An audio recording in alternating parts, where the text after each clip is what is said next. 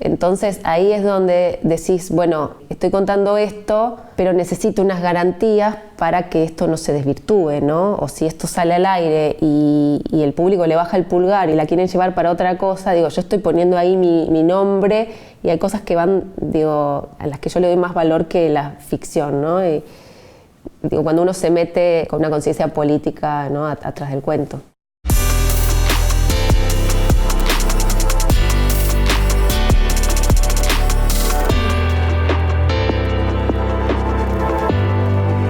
Me interesa en principio saber cómo es que llegaste al guión. Digo, no venís, me contabas recién, no venís del guión. ¿Cómo llegaste a esto? Vengo del teatro, yo estudié en el conservatorio, ex IUNA, ahora UNA, dirección de teatro. En realidad dirigiendo obras, quería escribir mis propias obras, mi maestro fue Ricardo Monti, o sea, empecé a estudiar dramaturgia aparte del conservatorio. Y un día una productora vino a ver una obra mía, súper independiente, y me preguntó si no había pensado en escribir algo para tele. Era Celina Amadeo. Estaba buscando como nuevos guionistas para una plataforma web, que la idea, ahora que la pienso, esto fue en el 2007, era muy de avanzada, porque era una especie de Netflix, pero de telenovelas. Para cargar ahí, Dorimedia tenía los derechos de muchas telenovelas, para cargar ahí todo el contenido. ¿Y que sea por suscripción? ¿Vos te suscribías a eso? Claro. Entonces, para el lanzamiento de esa plataforma iban a pensar una ficción para Natalia Oreiro. Entonces, así llegué yo y escribí Amanda O, que fue la primera serie en multiplataforma. Pero la verdad es que yo mandé una idea, una sinopsis, muy peleada, ¿no? Con el sistema. Yo decía, pero que mando una sinopsis, puede ser La Isla de Gilligan o Lost. Me acuerdo que esa fue mi discusión, ¿no? Como, bueno, ¿qué es una sinopsis? Bueno, yo mandé algo que les gustó, me llamaron a una reunión y en esa reunión ya estaba sentada Natalia Oreiro. Y yo no sabía, digo, yo hacía teatro independiente, tenía 26 años y empecé a tirar ideas de entusiasta, ¿no? Claro. Y al final de esa reunión, Celina Amadeo, que era la productora, me dijo, todo esto que contaste, ¿lo podés bajar a un desarrollo, a una Biblia? Yo no sabía ni qué era Biblia, nada. Claro. Me dice, te damos unos días y nos mandas todo. Y le dije, si me prestan una computadora, lo hago ahora.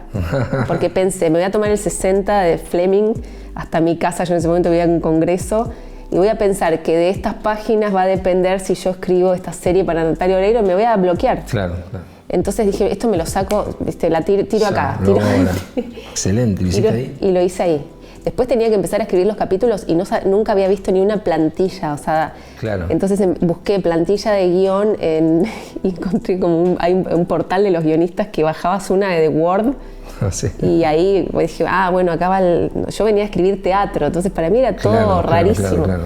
Y así empecé. La verdad es que a partir de eso, esa serie salió en el 2008 y después no paré más de trabajar en televisión. La televisión me dio, sí, una disciplina como diaria, ¿no? De levantar y sentarme a escribir. Entonces, cuando no estoy escribiendo tele, como uso esa misma rutina, pero para escribir mis propias cosas. Tus cosas. Sí. Claro. Con Gonza de María, que es con el que hemos trabajado mucho juntos, somos muy amigos, decimos nuestras propias mierdas, ¿no? Como que hay momentos donde uno tiene que escribir su propia mierda, que Seguro. Es mi obra de teatro que después veo cómo la hago, mi libro que después veo cómo sale. Cómo se edita y lo que sea. Pero es mi tuyo. Necesidad de olvidarme, de sacarme otras voces de la cabeza. Me parece que cuando uno tiene el ejercicio de la televisión necesita esos momentos, de decir, bueno... De hacer tu proyecto. Sí. Por más que los proyectos que están en tele son tuyos, o sea, uno no ve, después por ahí charlamos más sobre esto, pero no se ve algo por encargo, se ve algo personal, se ve algo en donde vos estás, digamos, que tiene una continuidad temática con lo que haces en literatura y en teatro. Pero antes de entrar en eso, ¿cómo es tu rutina? ¿Cuánto escribís? ¿Cuánto por día? ¿Todos los días? Todos los días. Todos los días. Sí.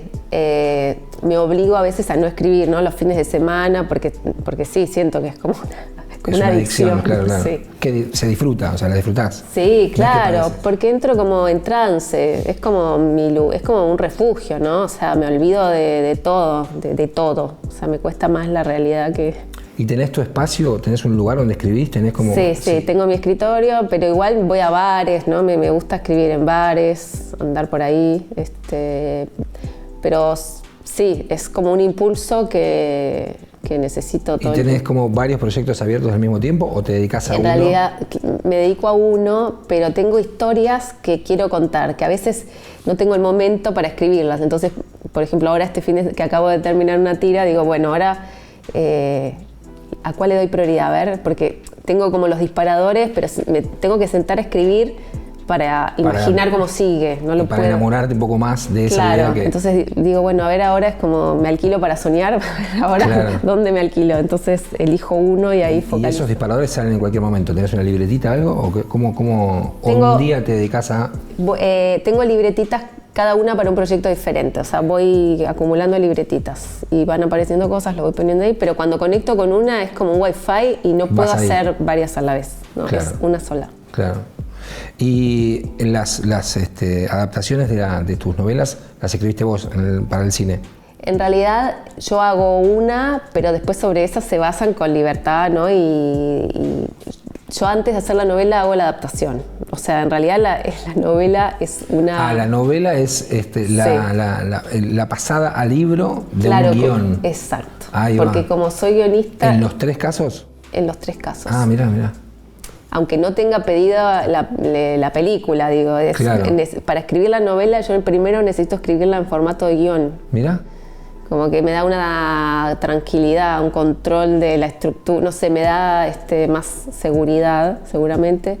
Y después abro, ¿no? Y después tenés la libertad de la narrativa, que, bueno, o sea, no hay nada mejor que poder escribir los pensamientos de un personaje, que eso en el guión no lo puedes hacer nunca. No lo puedes hacer, claro. Entonces, bueno, esa libertad total que te da la narrativa siempre está enmarcada en una estructura que yo hice de guión, que entonces un capítulo te lleva al otro porque en realidad son escenas, ¿no? Que van acumulando una tensión, claro, parecida a la que tiene un guión.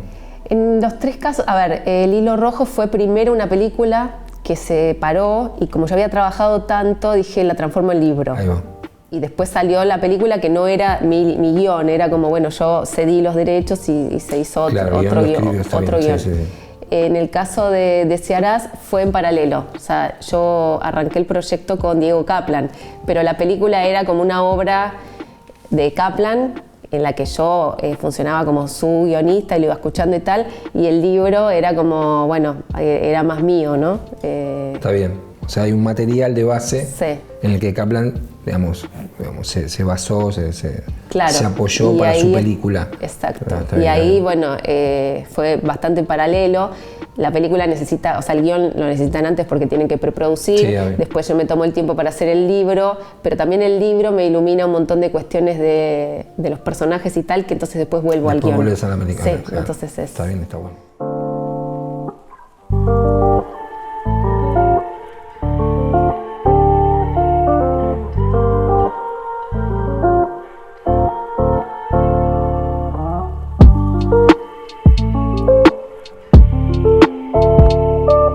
Da la sensación de que hay una continuidad temática en las obras de teatro, tus novelas, que bueno, ahora entiendo que son guiones previos, y los guiones que escribís. Hay algo más de escritura militante por momentos, ¿no? Uh-huh. de poner ciertos temas y visibilizarlos. Uh-huh. ¿Eso te inspira más eso?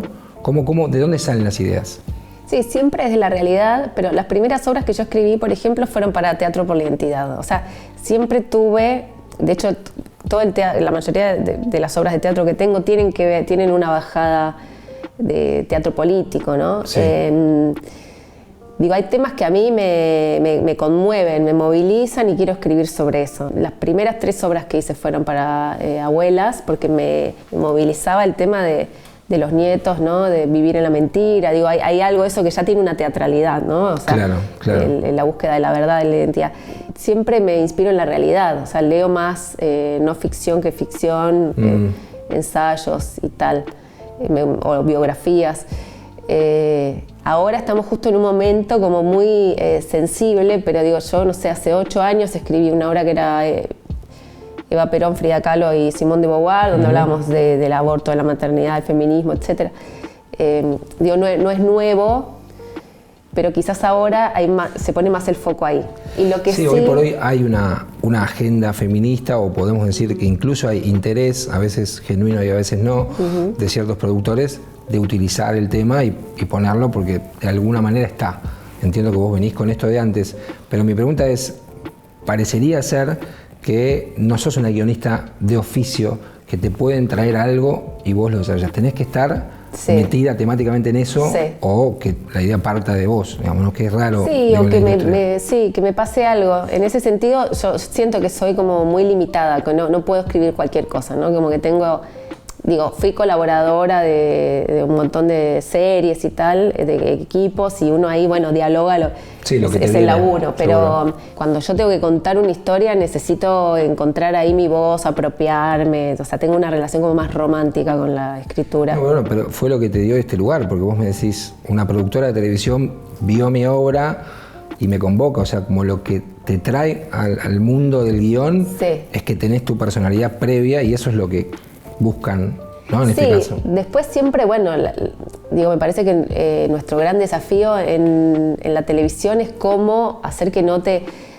llaman por tu valor, pero después te lavan, ¿no? Porque, todo tiene que ser un poco genérico, entonces me parece que defender esa identidad y esa impronta que cada uno tiene es como la tarea y el desafío que tenemos los guionistas. Sí hay algo que a mí que ya me convoca y me volví un poco militante que tiene que ver con la sexualidad femenina y la mujer como sujeto deseante, que me surgió fuertemente al ver las resistencias que tenía yo en el medio, ¿no? Con productores, esas reuniones donde veía que realmente les incomodaba tanto ver una mujer gozando hasta el día de hoy, ¿no? O sea, son peleas, las escenas de sexo son peleas.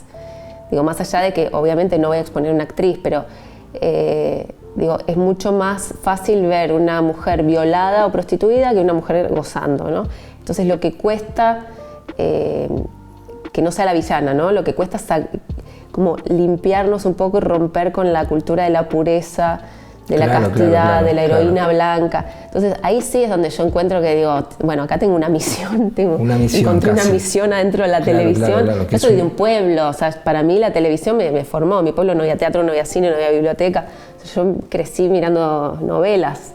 Entonces ahí es donde uno vuelve, ¿no? A la memoria y decir, hay algo de esto que me está hablando de esa Erika en Río Turbio que miraba las novelas, ¿no? Entonces yo sé que con lo que estoy contando en televisión le llego a esa chica como era yo en un pueblo, ¿no? Claro. Entonces me parece que hay que tener mucha responsabilidad. Claro. ¿Y te chocás entonces con la resistencia? No, a ver, ¿de qué manera eso hoy es un impedimento o es, en qué parte, en qué proporción es un impedimento? Porque obviamente hay resistencia, pero también es una puerta de entrada porque hoy esos temas de alguna manera convocan a ciertos productores. Sí, es un poco y un poco. Es una oportunidad, pero es una responsabilidad también, ¿no? Claro. Porque si vos elegís una ficción donde tocas determinados temas, tenés que exigir que en todos los detalles y en toda la cadena del proyecto, desde lo que se graba, lo que aparece en Instagram, haya una perspectiva de género. Y entonces hay que estar en un montón de detalles que a los guionistas nos exceden, no tenemos ese poder, ¿no? Ni esa voz. Entonces ahí es donde decís, estoy contando esto, pero necesito unas garantías para que esto no se desvirtúe, ¿no? O si esto sale al aire y el público le baja el pulgar y la quieren llevar para otra cosa, yo estoy poniendo ahí mi nombre y hay cosas que van, a las que yo le doy más valor que la ficción, ¿no? Y, cuando uno se mete con una conciencia política, ¿no? Atrás del cuento. ¿Y tenés batallas entonces en diferentes...? No, hay batallas perdidas. O sea, yo tuve una escena en una serie donde había un personaje, una de las protagonistas tenía una situación donde se enfiestaba con dos tipos, una situación que ella provocaba, ella deseándola, y cuando la veo al aire es una violación. Mirá. Que no tenía nada que ver y además no tenía nada que ver con lo que seguía. Pero yo me entero al aire de eso y ya estaba todo escrito y ya estaba todo grabado. Entonces... ¿Y esa es una decisión fue consciente? Del director, la actriz, pero porque en ese momento pensaron que de esa manera cuidaban a la heroína. Claro. Y yo dije, pero se dan cuenta que para ustedes cuidar a la heroína es violarla. Entonces yo me angustié y no pude dormir, dije, me van a matar. Y al otro día vi que eso también pasó, Entonces mirá lo grave que es, Claro. que ni siquiera hizo ruido. Entonces fíjate cómo está instalada la cultura de la violación, que esa escena que no tenía nada que ver, era, o sea, ¿por qué yo, autora, iba a generar una violación a ese personaje que ya venía sufriendo un montón de otras cosas? Y digo, y después no hizo ruido, pasó. Sí. Entonces Sí. ahí te das cuenta que justamente más cuidado hay que tener.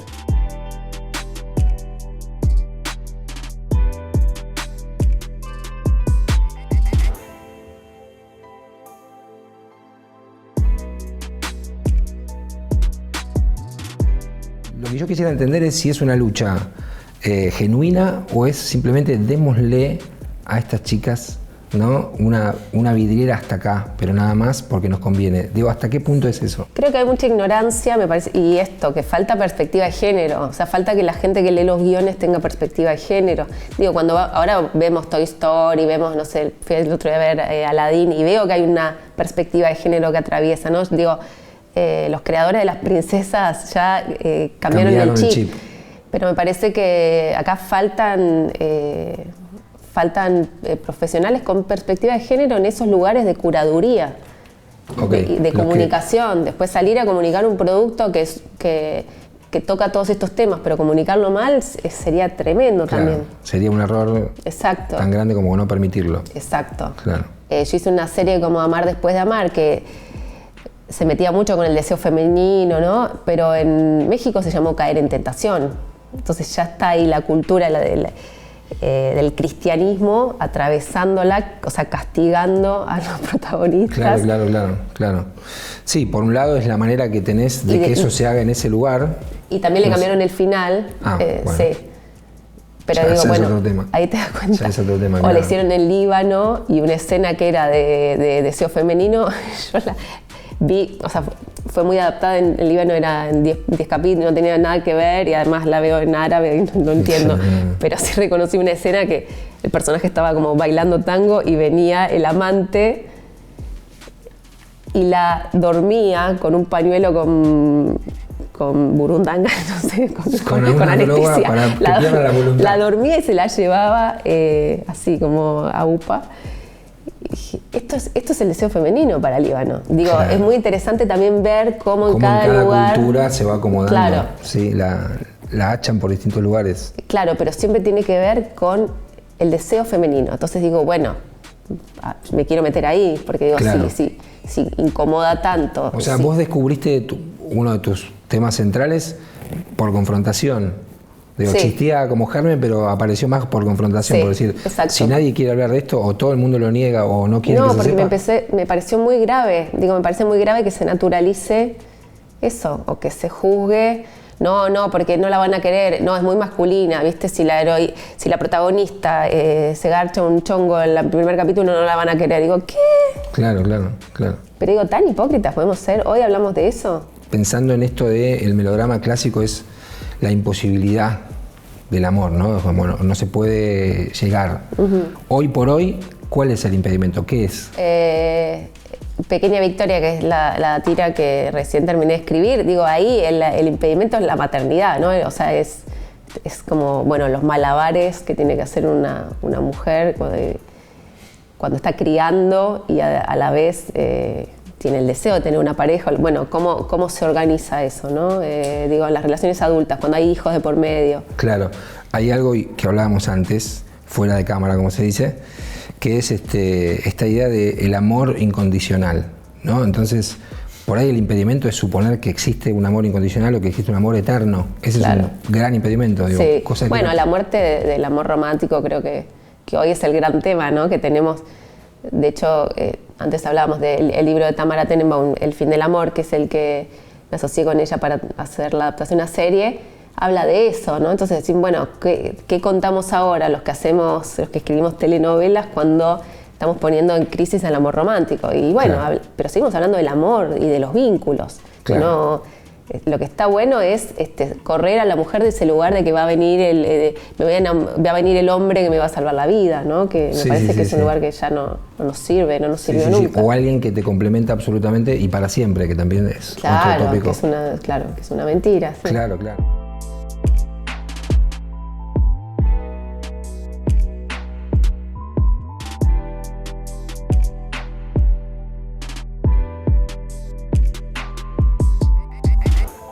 Bueno, y escribiendo, ¿cómo es tu método? ¿Cómo laburás en equipo? ¿Cómo repartís roles? Depende, la verdad depende. Depende el tiempo, ¿no? Claro. Con Gonzalo de María, que escribimos varias cosas juntos, por ejemplo, escribimos juntos, literal, o sea, juntos los dos al con mismo tiempo, una sola compu. Ah, con una sola compu. Los dos, mira. sí, de una manera muy artesanal, juntos y en bares. Y nos vamos de viaje 10 días, que decimos que nos vamos a obsesionarnos, entonces estamos 10 días juntos, donde solo hablamos de la cosa y sí. ¿Y se pasan la compu y escribe una cosa y otro escribe otra? Sí, a veces sí, somos todos como que uno está escribiendo y el otro mete la mano, como que nos agarra. Mirá. Somos muy graciosos y además lo hacemos en bares donde estamos expuestos a la mirada de los demás. Extrañada sí, de los comensales. Pero vamos hablando, escribo yo, Gonzalo se para, viene él escribe, yo digo no, y acá le tiene que decir ta, ta, ta, ta, ta, ta, ¿no? Y claro, sí, lo vas diciendo, lo vas actuando. Algo de la formación teatral también se... Es que además los dos venimos del teatro, claro. Y sí, pero bueno, teníamos tiempo para hacerlo, ¿no? Como que digo, claro, no puedes escribir 3 capítulos en una semana con ese formato, digo, es ¿Cuál muy es el poco ritmo práctico. de escritura en la tele? El habitual. Yo trato de que no sea más de 2 por semana. 2 por semana. Pero sé que se está pidiendo 4, hasta 4 o 5. Pero 2 por semana y con un trabajo previo de pensar la serie. O sea, no es que arrancás el día 1 y escribís 2. No, claro. ¿Y cuál es ese trabajo previo? ¿Cuánto tiempo es? La realidad es que nunca tuve más de un mes. Ah, un mes y arrancás ya a escribir los capítulos. Sí, es la realidad. Es que lo que pasa es que cuando te llaman para escribir una serie es como que ya está todo abrochado, ya llamaron quizás a los actores, ¿no? Ya claro, está todo ahí. Claro. Digo, por eso digo con suerte un mes. A veces es directo al capítulo 1 y vas haciendo malabares, ¿no? Y más o menos vas tirando, te armas un arco. Pero, ¿y con Ada no fue distinto? ¿No escribieron todo antes de producirlo? Con Ada sí, por eso. Ada fue como muy extraordinario el proceso, porque escribimos antes, empezamos bastante tiempo antes. Fue 1 año y medio para escribir 70 capítulos, que igual, digo, en otro mercado te dirían no es nada. No, claro. ¿Cómo era el equipo ese? Éramos nosotros 2 y Micaela Lipson y Esteban Garrido. 4 en total. Sí, pero bueno, escribíamos mucho con Gonza, sí, adelantábamos escaletas, se las pasábamos a ellos, pero después usábamos la corrección como una reescritura fuerte, o sea... porque bueno, además era policial, íbamos cambiando muchas cosas, ¿no? Digo, hay un montón de ajustes después, o sea, todo eso que vos escribiste no es que así cerradito se graba, sino que después... En algún momento lo que vos escribiste, digamos, tiene que adaptarse a un actor y eso lo haces. Sí, lo hacemos, claro. ¿Y el diálogo es lo que más te gusta? Sí, de la escritura? lo que más me gusta. Lo que más te gusta. Sí. ¿Disfrutás eso? Sí, muchísimo. Sí, menos que pensar la estructura. Digo, la escaleta y... Claro, a mí me gusta pensar el universo, la historia, todo eso, pero después se me va ocurriendo para adelante porque los voy haciendo hablar y ahí es como que los voy sintiendo, voy empatizando con los personajes. ¿Hay algo de cuando escribís un personaje o estos personajes que escribís? Digo, ¿qué tanto hablan por vos? Digo, ¿qué tanto te peleás con un personaje? ¿Qué tanto, digamos, te enamorás de uno? Digo, ¿son portavoces a veces tuyos o no? ¿O los tenés como apartados? No, yo entro en todos como... Todos, buenos, malos. Buenos, malos, los entiendo. Sí, me parece que eso es lo más divertido, ¿no? Seguro, como, sí. Digo, gente que no coincide en nada conmigo, de repente como que hacer que me conmuevan, ¿no? Como, claro, logran conmoverme, sí. Porque hay algunos que da la sensación de que por su postura o por lo que transmiten o por lo que dicen, tienen más que ver con tu propio discurso. Entonces, pero hay otros que no. Y los comprendo, sé de dónde les viene eso que tienen, no sé, me parece que te da una herramienta de autoconocimiento también escribir y bueno, y del humano en general, ¿no? Como... Claro. ¿Y cómo ves hoy las posibilidades de escribir para un guionista que empieza? Digo, hay un mercado, hay un lugar, ¿qué es lo que tendría que hacer alguien que quiere escribir? Mira, yo vine de un pueblo donde todo el mundo me decía que me iba a morir de hambre, llegué acá a los 17, decidí ser directora de teatro, o sea, todo, tenía como todas todo para cagarte de hambre, todas las de perder. Sí. y confié como en esas ganas de contar historias y después, bueno, algo pasó con eso. Entonces yo soy muy militante de confiar en lo que querés contar, ¿viste? ¿Qué querés contar? Yo vuelvo siempre a mi pregunta, ¿qué querés contar? Y por suerte en el último tiempo tuve reuniones, o sea, las veces que me llamaron productores me hicieron esta misma pregunta, ¿qué querés contar? Claro. Y después buscarle la vuelta. Digo, yo vengo del teatro independiente, o sea, una productora vio esa obra porque yo decidí hacerla y la hice con amigos, que hicimos una fiesta y con la plata que nos recaudamos de esa fiesta hicimos la obra. Claro. Digo, bueno, con esa obra me llevó después a... Hacer, o sea, hacer es lo que te permite que otros vean. Hacelo, ¿viste? Claro, hacelo, como sea, pero hacelo. Como sea, pero hacelo. Mal, bien, equivocate. Y me parece que en este país, además, hay una cultura de la autogestión que quizás en otros lugares está armada la industria cultural de otra manera, ¿no? De aplicar becas. Digo, acá tenemos esa oportunidad de repente hacerlo como una obra de teatro, buscar una editorial si querés publicar. No sé, me parece que hay maneras. Sí, hay algo de un espíritu amateur en el buen sentido. Sí. Que me parece que te abre puertas a veces, ¿no? Sí. Bueno, buenísimo, te agradezco muchísimo. No, gracias a me vos. encantó conocerte un poco más.